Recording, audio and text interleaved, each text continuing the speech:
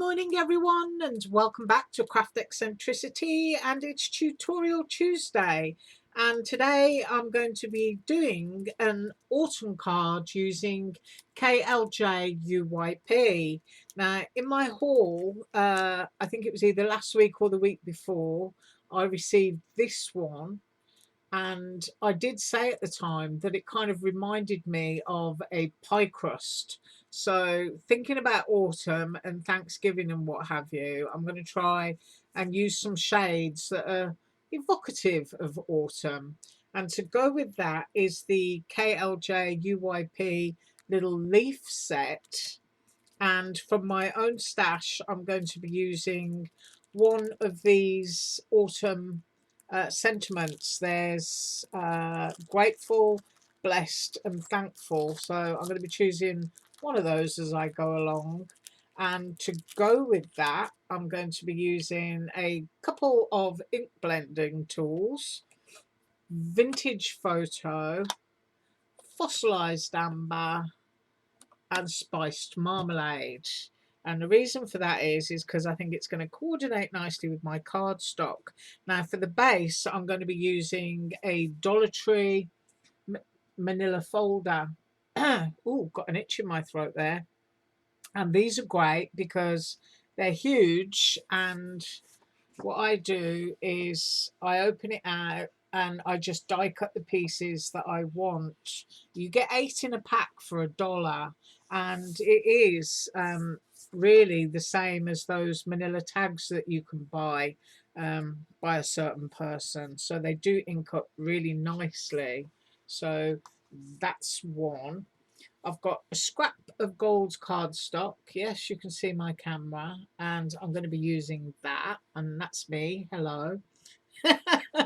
And I've got a scrap of cream cardstock, so I'm going to be using that up. And then I've got these 3 sheets, which are from, I think it's the Bella Boulevard pack from Tuesday morning, which is an autumn pack. So you can see I've got leaves, I've got a plaid, and I've got a plaid, and that is the reverse of them. So you can see that one's a bit different. It's sort of like people walking through autumn leaves, but I'm going to be using this side of them, and I'm actually going to be cutting my leaves from these so that I'm kind of like having pattern on top of the inking, if you know what I mean. Right, so I'm going to go off and I'm going to die cut, and I will be back. Okay, so I've done my die cutting, and I used all of these sections. I haven't used the card piece, which is this piece, which allows you to make an open close card. I just want to do the base layers, and I've cut two of this, but one of them was in here like that. So you want to cut it with that, and then you want to cut this one on its own, and then I've cut the larger one for a layering piece. And here's what I've got. Well, first of all, there's the leaves that I cut. I did those 3 times using that patterned paper. I was going to pop those there, and here are the pieces from that manila folder. So that's my base section. This is what I'm going to call my pie crust, and then there's that smaller one, so that once it's inked, it's got something solid to lay on top of, so that I can pop it up on foam and give it some dimension. So let me just do another quick tidy and I'll be back. Right, I've done that, and I've laid my inks out here. These are the 3 oxides that I'm going to be using, and I'm only going to be inking the 2 top layers. I want to keep this piece cream, so I'm just going to move that out of the way so I don't get it all inked up. And the first thing that I want to do is I'm calling it my pie crust, so that's what I'm going to do first. And I usually work in 3s when I'm blending ink. I don't know, I just think an odd number of blends looks better than many. But it's personal preference, so I'm going in with my lightest color first. I always do that, and I'm using fossilized amber, and I've only got 2 blending tools here, so I'm going to be using half of a foam for the amber and the other half for the marmalade, and then I can sort of like squish the two together. But I do wash my foam pads that I have. So I'm picking up fossilized amber, and I'm just going to start in at a corner, and I hope that you can see. And I'm just going round and round and round. You've got to hold it down firmly with your hands because it's an intricate cut dye. Well, you know, not intricate lacy, but they can tend to ruche up on you if you go in very heavy handedly. And then I want to fade it, so I'm kind of like getting two shades of that. And if I go quiet, I do apologise. Everybody knows that I go quiet. And then I'm going to come in just at this corner here,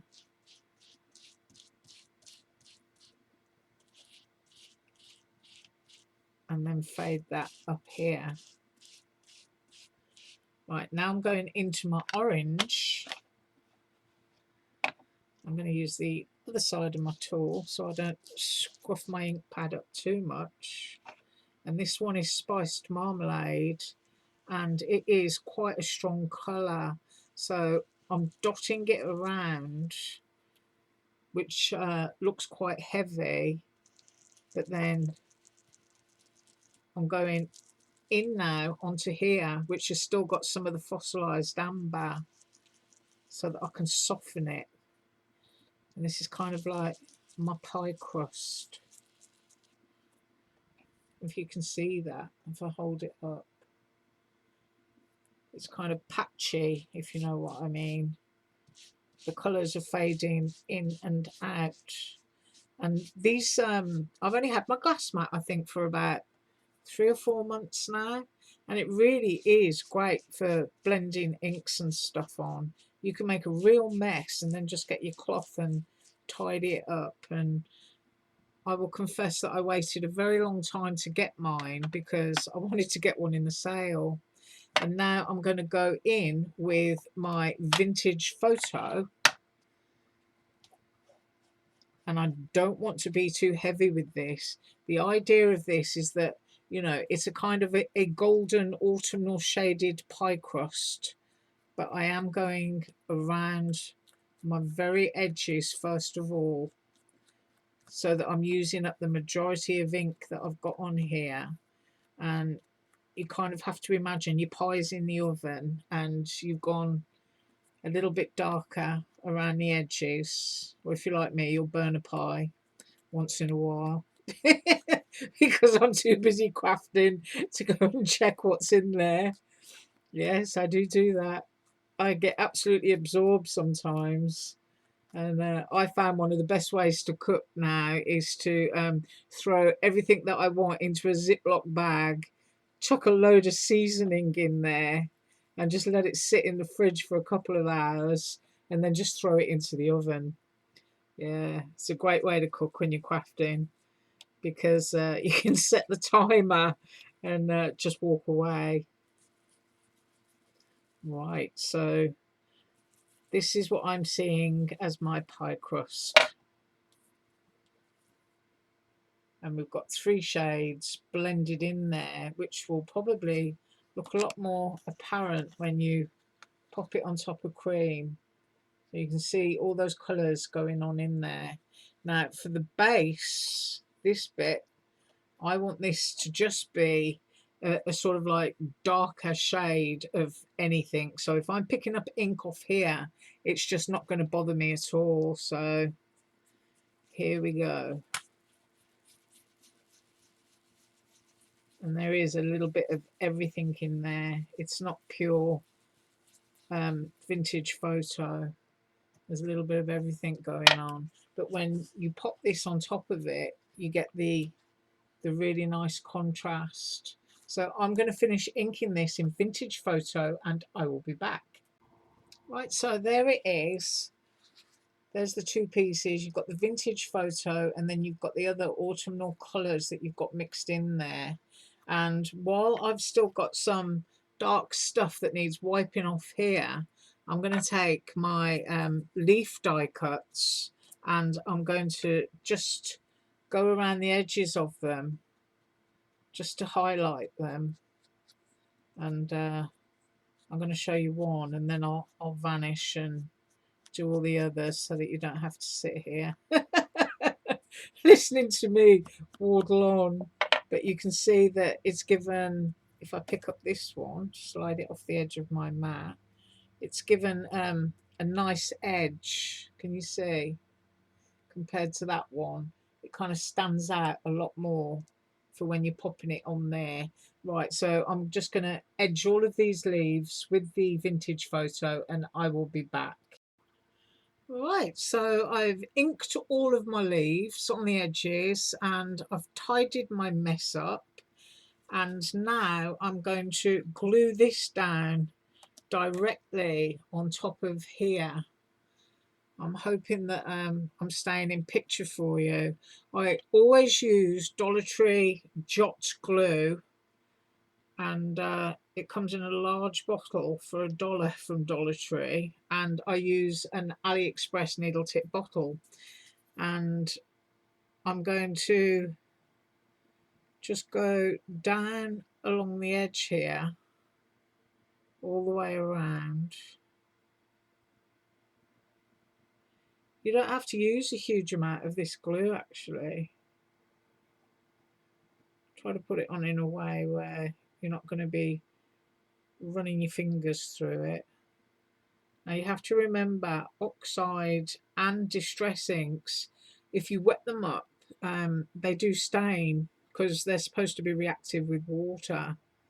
So just remember that when you're using them, to try, when you're using glue, to try and be a little bit sparing, because when it oozes out, it can lift your ink. So I'm not going to do every single bit of this lattice because things are going to be stuck over the top of it, and that will further assist in sticking it down. So I'm just going to go this way along the lattice, and I won't bother doing sort of like that way as well. And everybody knows what I'm like for getting things straight. So I'm just going to stand up. That's what I'm going to do. I'm going to stand up and look down and see what I've got here. So, and you do get a little bit of wiggle room with the Dollar Tree Jot glue. So if you've got it down incorrectly, you can try again. And this is usually how I use my hands. I sort of press down and then I wipe my fingers together, and the glue will dry off on your hands so that you're not getting a mess all over yourself. Now that's the panel done, and it's going to have foam pads on the back so that it will have dimension up there off of its base. Right, so I'm going to start putting sticky pads on stuff and I will be back. Okay, so I've got foam on everything that I want to have foam on, and I've actually put 3 strips here. This is the Dollar Tree foam rolls that you can get, and you do get 3 in a pack for $1, and really good value for money. Now I'm hoping that I'm getting this in the middle, and if it's not, then you'll have to forgive me. I think I managed to do it. So that's the first. I mean, we're managing to get through so far this week without any errors. So hope I haven't disappointed anyone with that because some of my errors are hilarious. And now I want to use the skeleton leaves as a background, and they're going to be glued on top. So I'm just going to use Dollar Tree glue again to glue those down, and I'll be back. Right, so I've stuck those down, and I do build my cards up in layers. So that's that layer, and then I want thankful, and I want it in the center. Now I was going to cut that in cream and gold, but I decided to just sort of like be camouflagey, and I cut it in chocolate and this sort of like orange sateen finish, which is a cardstock from Joanne. And I've cut little strips of foamy pads there so that that will have some dimension into the center. So I'm going to peel my backs off and stick that down, and I will be back. Right, so I've got my thankful down, and we've got that layer there, so you can, I don't know if my camera's going to play up. We've got this layer here that you can see that's up on foam pads, so that's a close-up. And you can also see here where I smudged glue across the ink. That's what I was trying to tell you. So if you want an absolute perfect finish, make sure you blot really carefully. I mean, I don't mind that because it's kind of a distressed kind of look anyway. And now I've got my leaves, and these are Dollar Tree foam pads, and you get one roll of these in a pack. I've used quite a few off here, but they're just really, really good value for money. And now it's just basically all about building up where you want something. So I'm going to go slightly under the thankful and pop that one down. I mean, I may or may not use all these leaves, I'm not sure, but you know me, I like to get carried away. I'm going to go in there, pop in that one just under there like that. And then, oh, I think I'll stick one down at the bottom. What you want to do is you want to stay within your edge, obviously, because you've got to stand your card up. So I've got that one there. I probably am going to use all of these. Why not? I'm going to put this one here, I think. Yeah. I just absolutely love crafting.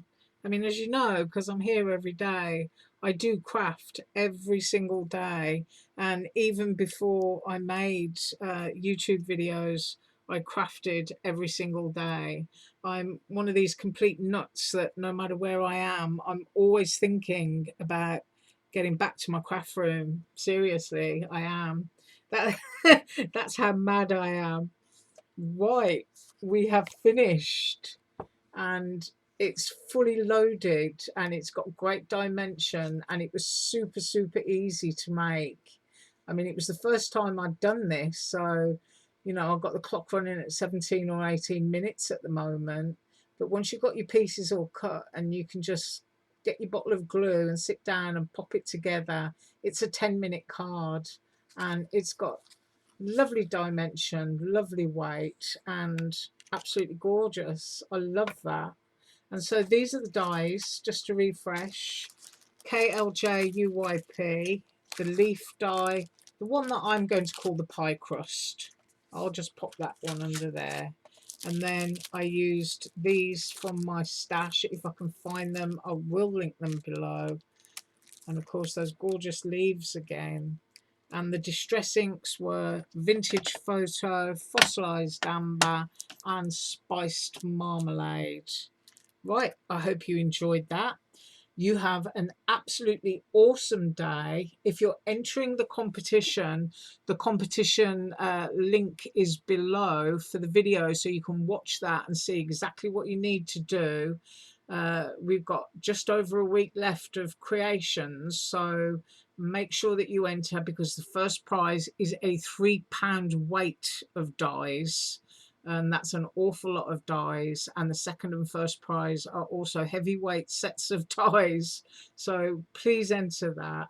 Right, as usual, all links below, and I will be up tomorrow with some, I think, KS Craft. You have an awesome day. Bye.